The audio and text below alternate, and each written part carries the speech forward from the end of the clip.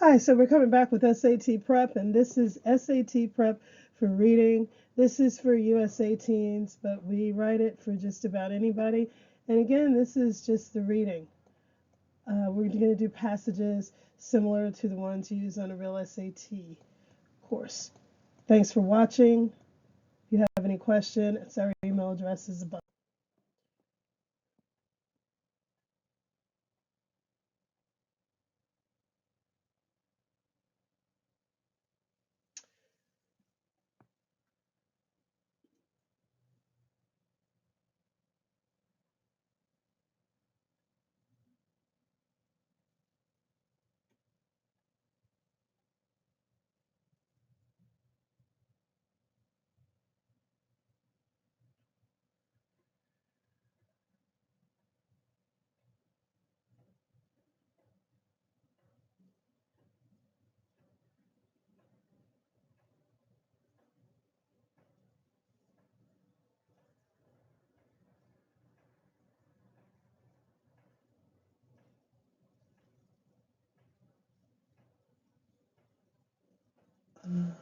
Okay, so this starts out being about Alice Walker, and let's just go ahead and circle some words.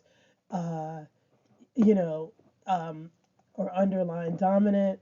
We already know Alice Walker, postbellum South, and these you can just make notes about. She's using these as like the color purple. Her Meridian is actually a story, actually also a place in Mississippi, and which they get into here. And what is going on here, uh, you know, is a setup for pretty much why Alice Walker wrote. Um, and this is just introducing who she is. And this is what this is here. Um, so you look at that and, realistic fiction, and you have this contrast word here, although. And this word, although, automatically should tell you when you're on any time test that you are basically going to show a contrast. So start looking for your contrast here and think about if the author actually wrote a question about this contrast. So this is called skimming and looking around, and just try to see if the author wrote, because usually they do. They get a contrast question in, they get they get some word references, context clues, vocabulary, that kind of thing. So this is where Alice Walker was born, and talked about Georgia being the South, and you can connect this back up to the postbellum South. So you start putting that together, that Alice Walker, a brilliant writer, wrote these things because of her living there for some time. Meridian fights battles and accusations against her intentions and philosophies. Alice Walker faced rancid criticism for publishing realities of the South, including intraracial conflicts. Okay, so here you go. And this might be very important, the nature of the conflicts. And Alice Walker, uh, for those of us who don't know, you don't want to read too much into it, but if you know a lot, she's spoken in a lot of colleges about why she did some of the things that she did and why she wrote. And she kind of is true, but she's very ingenious and like writing things like this. Like the character Meridian is always in a transient state, and this is a big word, always. Because if she's always in a transient state, maybe the SAT author will write this again, where she's lying like a corpse after tragic events occur. These tragedies center on common Southern conflicts, which other writers, including William Faulkner, published their atrocities. William Faulkner spoke about the antebellum South and the postbellum South. Faulkner exposed Southern bigotry by writing in language which was vivid and real. Criticized for his explicit nomenclature of African Americans, that might be later. And you need to think about what the author is really saying, because this is a context clue. This is a context writing, like how is he saying that? Explicit means that William Faulkner used outward terms, and he was unapologetic about it because those terms were really used at that time. And so, as the author of this article said, he was honest and revealing. Like Alice Walker, he used characters who appeared fictional, except people like these characters existed. So you have a big word here, except. So this is all like proving that these people that they're talking about may have really been written because these authors, Walker and Faulkner, both saw these kind of people and they just turned around and changed their name.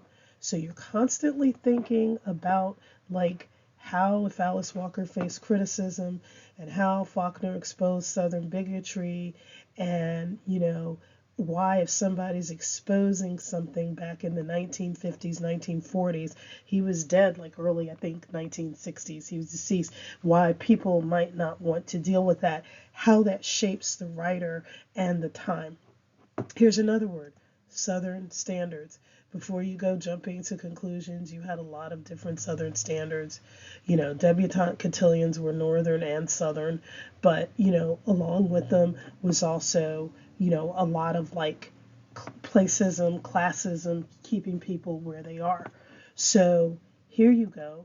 Here, he intimidates most whites with his ability to escape the plantation and appear innocent at the same time. Tommy's Turtle is both needed and feared.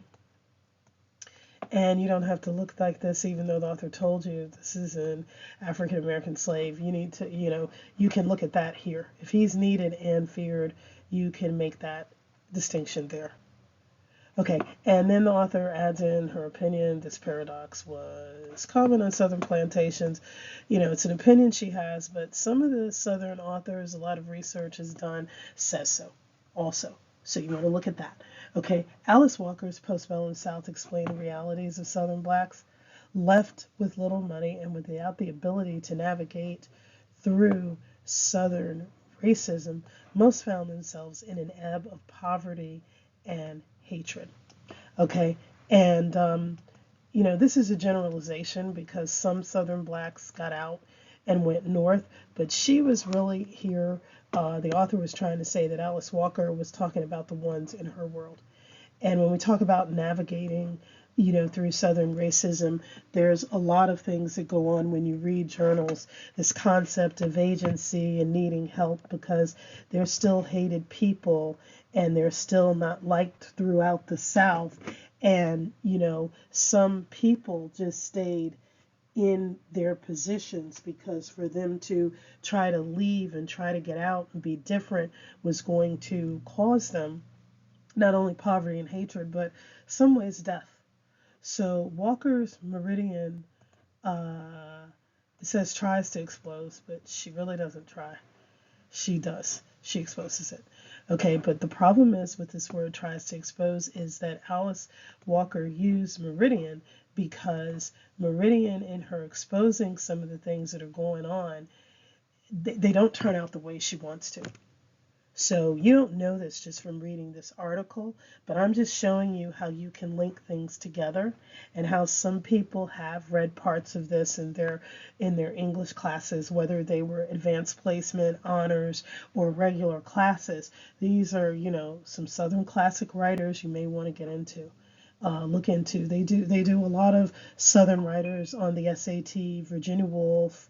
They use a lot. They also use like just a lot of known writers, and for science fiction, they used a gentleman, Ray Bradbury, and there's even a passage from the late Dr. Carl Sagan. And some of these people, you can go online, you can get some of their articles, PBS. You look it up. Okay, so Walker uses characters including Wild Child, Tommy Johnson, and Lynn. So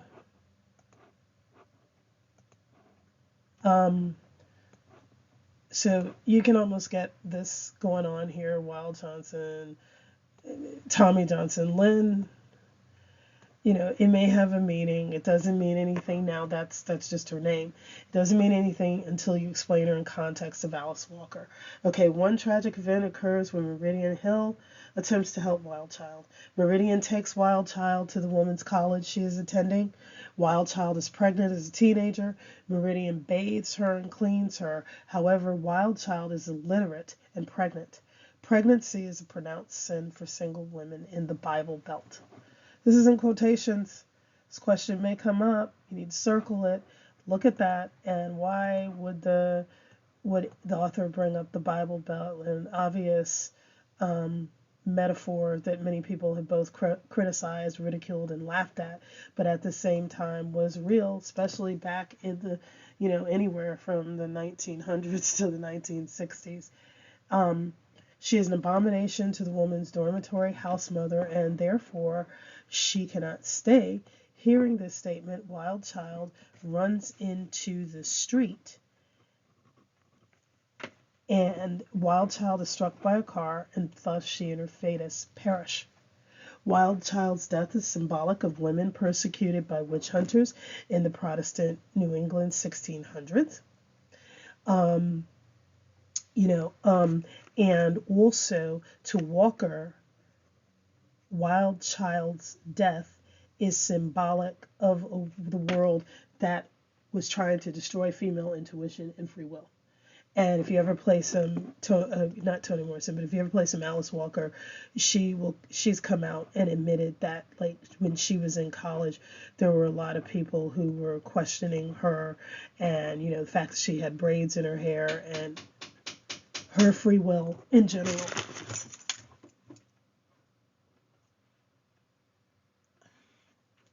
Okay, so I'm going to give you a chance to read through that.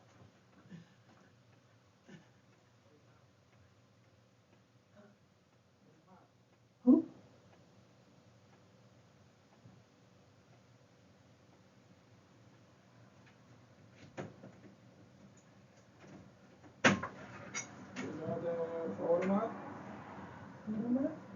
Yeah. Yes, I do. Okay. So you have them here? Yeah, I took over the phone. Are you going to bring the car? Yeah. Okay, thank you. Yeah.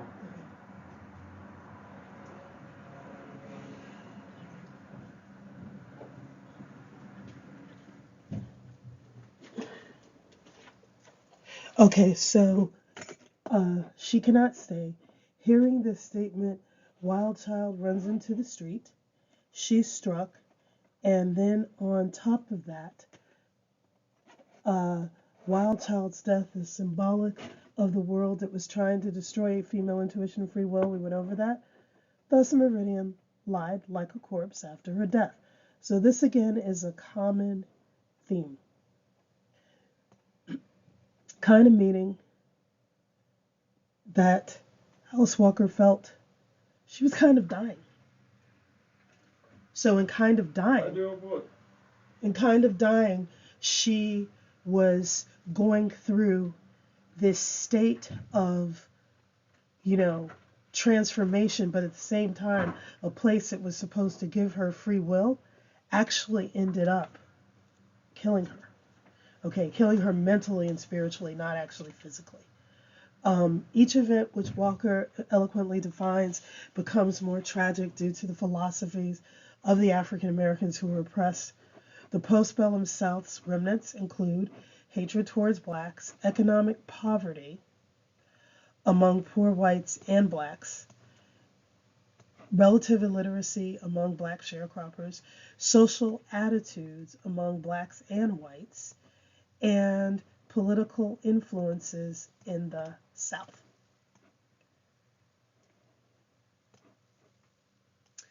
These are just words you want to look at.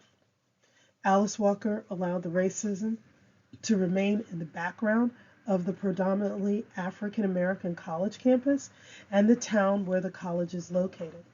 Yet the presence of racism remains. The demonstrations where Meridian and her boyfriend Truman decided to attend caused a lot of hypocrisy from some of the other black students who she was trying to work with. And college classmates asked her if she was willing to commit violence, and against bigots and all truth and fairness, Meridian was like, well, demonstrations are more fruitful. This is here. And Meridian is the same. And so for that, she's kind of being castigated by her own people. Um, so this is what's happening. And she doesn't want to be pugilistic. This is here. So, you're picking up the field. She doesn't want to be pugilistic.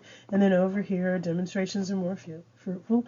And this is the author's awareness that Alice Walker left Spelman College due to the dichotomies in which she found herself linked. She was a black woman with braids in her hair. The Spelman female administrators wish her hair to be permed or processed instead of naturally braided hair. Farcically, Alice Walker left and felt more liberation leaving a black college than she did at an Anglo-Saxon white college campus. Thank you so much.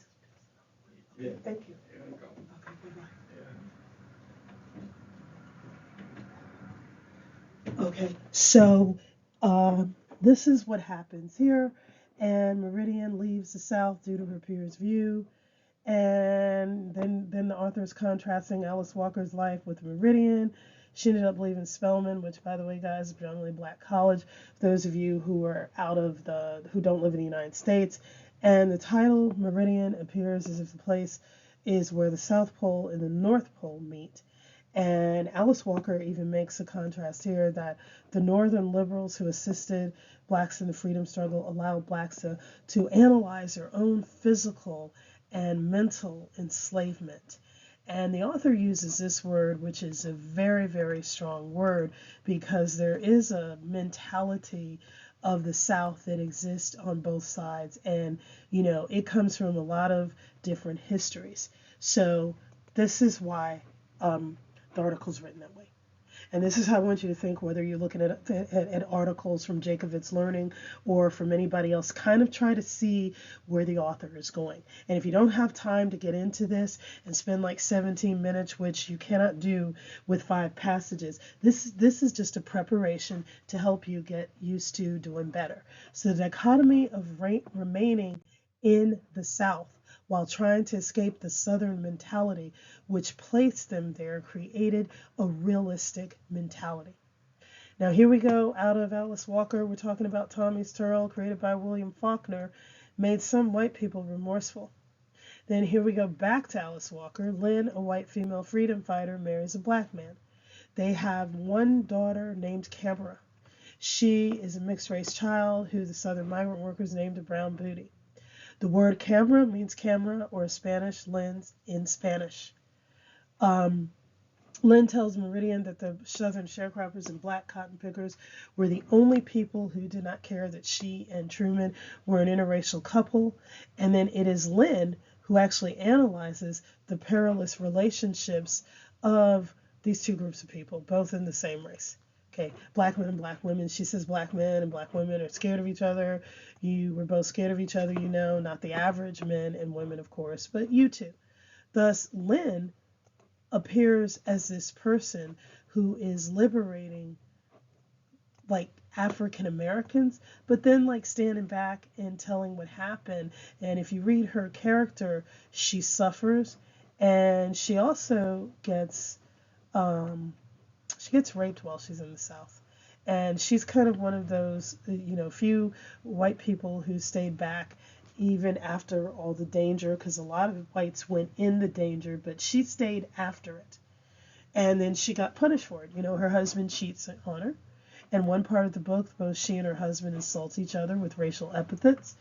And since Camera died, Lynn stays with other people since her husband is both abusive and absent.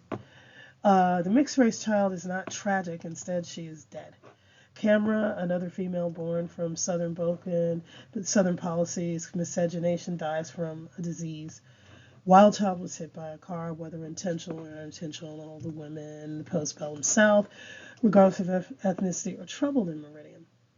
In Faulkner's novel, most are oppressed as females with little intention of rebelling.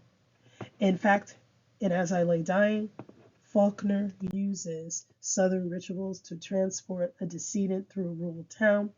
The daughter of the decedent woman is tricked by a man who promises to give her an abortion once they arrive in the town with the decomposing body.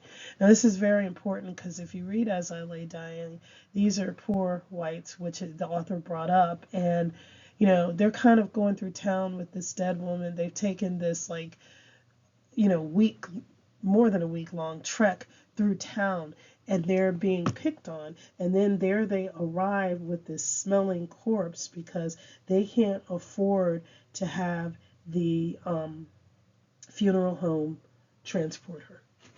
So this is this, and then here you go again with this concept of Dewey Dell is raped, forced, you know sexual relations force. And then here's more of the domination William Faulkner talked about, gave the money to her because he needed to bury, and he decides he's going to marry another woman shortly after his wife Addie is buried. And a lot of this, if you really think about Faulkner, is about the monetary situation. They were poor people. This woman that he's marrying gave them the shovel, so they're going to marry her now. They're going to marry each other now. And so he's like, okay, well, that's one thing I'm freed from. I have a little bit of money my daughter's going to give me so I don't look completely poor. And then I'm going to go stay with this woman and just pick up my life. And this happens a lot with poor people. And Go Down Moses, Faulkner writes about the contrast between maintaining antebellum Southern culture while hating elements of the same culture. So this famous McCaslin family that he's mentioned in several of his books, they explain the hatred. And we already went over that when we went over Tommy's Turl, that they didn't want to go back and capture him. One time they had a bet over him, but he is really a contradiction because he is really, with the hatred, it's a contradiction because the Tommy's Turl is actually the McCaslin's half brother, which because he was begotten through a black slave, they don't want to admit it. Instead, they try to help him, and this is what this last paragraph is about. And this is one of the contradictions that Tommy's Turl brings up. So then the author just kind of goes abruptly. Alice Walker's Meridian ends with Meridian not conforming to the beliefs of the other students. In one point, Meridian's hair falls out due to her transient state and the stress caused by the other students' judgments. Instead of constantly explaining herself, Meridian moves up north. She leaves with the transformation that she does not need to please anyone. She is able to forget about Truman's betrayal with Lynn. She at one time cared for Camera. The conclusion is her biblical reference to Lazarus. The conclusion states, Meridian would return to the world cleansed of sickness. That was what she knew in this direct quotation from the book. The world cleansed of sickness does not exist. However, the North is the freedom Meridian seeks, and this is the closest place to a cleansed world that she can find. Both Alice Walker and William Faulkner received many prizes for exposing Southern culture. Both received criticisms for their exposés. Neither apologized for explaining the truth about the contradictions of the South, including classism and poverty. Faulkner's titles, Go Down Moses and As I Lay Dying, shocked some critics, and at one time he was banned in some states. Alice Walker wrote some of her published works at Spelman, and she was given an ultimatum to not publish these works. William Faulkner ends Go Down Moses with the McCaslin family helping their mulatto relatives claim the body of their executed son. And actually, it's the grandson. So look at this contradiction, because we already went over like the McCaslins kind of didn't really want, they're going to get Tommy Turtle back as if he's a horse. They're going to go wrestle him and get him back. That's how it is in the book. And then they're going to come off and help their mulatto relatives, which they do. And the reason this word is used, because sometimes this is considered a slur, but it isn't. It means a mixed race person. They're going to help them claim the body of the executed son. And the executed son, it's so bad. Supposedly you don't have to get into the detail, but he supposedly killed a police officer. They didn't claim it, and he gets the electric chair, and then they come back, get his body, and move him back. Okay, so Go Down Moses is about Moses rescuing Jewish people from Egyptians, because they were enslaved back in ancient Egypt. Okay, reference to Pharaoh made. The term Pharaoh is used over and over. And the grandmother of the executed son wanted to ride in town in a large black hearse sponsored by the McCaslin family. Okay, so there is an ending there that you should be picking up right now in Go Down Moses that occurs, like, that really isn't the ending that should occur at all, but it's what happened. And so, it ends with a funeral, and then they go back and talk and say, well, we buried him, and this and that, and, there's not even really a reference made to, uh, you know, his innocence. And it's kind of like, well, they said he did, and William Faulkner is honest, because that's how things would have worked. Meridian, then we come with a conclusion here with her, leaves the South invigorated and ready to leave Southern politics behind. Faulkner's characters remain in Southern contradiction, yet at the same time, both authors demonstrate the rationalization of most of their characters' actions based on Southern hypocrisy. So that's the end. If you can't download this, please make sure you email us at the jacobvitzlearninggroup@gmail.com, and we can send a copy to you. We have questions that follow, but I want to give you some time to go back and look at some of the information in here. So I'm going to do that right now, and you can always speed and go back.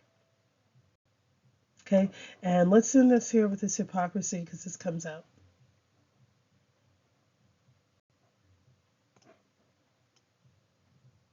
And now on to the questions. Okay, so remember we talked about questions like, what the author might use, and like the purpose of an author placing something in quotations, like the Bible Belt. And we'll go into question 1 right now, but there it is right in your face. So let's go here. How does Alice Walker use Meridian's pacification as an example of intraracial strife? Now, if you get this word confused, remember, interracial couples are like people who are of 2 or more different ethnicities. That's interracial. Okay? And a lot of people use the term biracial, but this was the term used when Alice Walker wrote this novel. So that's what this is. And intra means like within, between. So if you ever read Meridian, she has a lot of conflicts with her own people, even though she herself is an African American, because of this. And this word is pax. This comes from the word pax.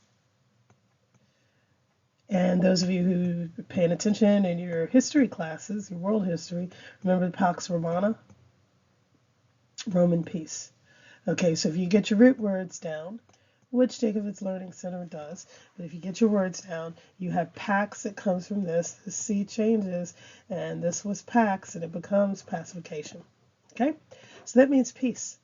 Okay, so how does Alice Walker use Meridian till pacification as an example of interracial strife, intraracial, excuse me. She shows indifference towards Lynn and Truman becoming married. You might have to go back to the passage, but Lynn and Truman were interracial. So this is out. Okay. She shows Meridian's refusal to help Wild Child as a way of conforming.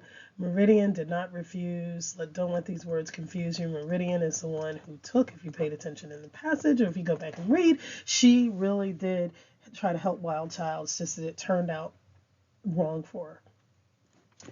She shows Meridian's ability to face accusations because she's nonviolent. Maybe. That is a point of conflict, even if you don't have time to go back to the passage and read. If she faced accusations because she's nonviolent, this is in the 60s. You had two schools of thought. You had nonviolence and let's fight back. This might be her way. Dr. King's way was peace. Okay, so this is a strong possibility. But you go on, she shows Meridian's inability to conform to college rules. She didn't like them. This is a huge jump. It really didn't say she didn't conform. It just says she didn't like them. And it talks about Alice Walker, who was kind of told, you can't write this, and we don't like your naturally braided hair. So this is way too broad. Too much of a huge jump. And this is too broad. So then your only possibility is C, and that's the answer. Why does the author use the Bible Belt in the passage? Now, even if you don't know what the Bible Belt is, and people who are watching from another country, the Bible Belt has historically, symbolically meant like southern states that, are so pious in their actions that people decide to determine, oh, that's the Bible Belt. That's where people do things like this. But the Bible Belt references the importance of church in Southern culture. Although you have funerals usually in churches, which was mentioned with William Faulkner, although, there were with William Faulkner 2 funerals, and there was a death in Alice Walker's of the girl Camera and Wild Child. Is this kind of limiting? Because it sounds like it. Like it's not just about, church only. It's certainly not just about church, because church is all over the world, okay? And it's certainly not about that. So this is not the answer.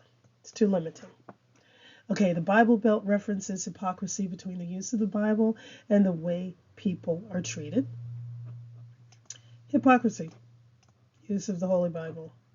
People are treated. Talks about the South and its racism and its classism. Okay, the Bible Belt references the southern stretch of land between Virginia and Georgia.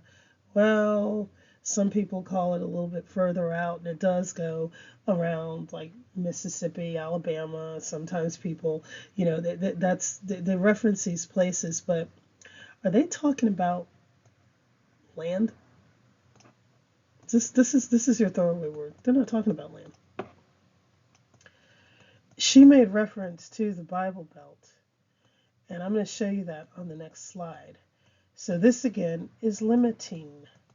You could say limited. You can write on the test. I should have an apostrophe here. You could write on the test. Limiting. No. Scratch it. The Bible Belt references the hypocrisy of women becoming pregnant and aborting babies. In almost any part of the United States, if a woman became pregnant, and some parts of the world, everywhere else, Africa, Asia, England, all over, if women became pregnant, they were single, they were looked down upon. But this gets really broad, and it says women, period. And then it gets into aborting babies, which, right now when you abort children, this is like something that all across the globe people are like, no. This is wrong.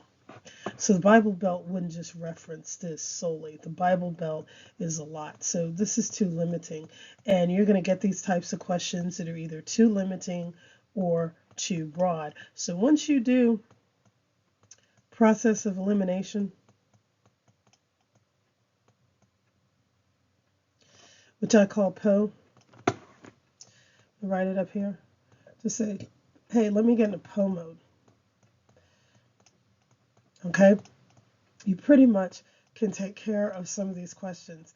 And you will find that the SAT uses a format of making you get very distinctive into which reader is doing what. And they get into the reader that is, or the student who can really limit that out. And usually it comes down to 1 or 2 words. So take these are kind of easy, and use these 2 questions to look at like how you start knocking words out. This is like a single issue here. You don't want to just talk about that. The Bible Belt is larger. The Bible Belt is like how we treat people, how everything's done, how all of this is. And that's it for now. It's 35 minutes. So take your time, go over this. And again, we're at jacobitslearning@gmail.com.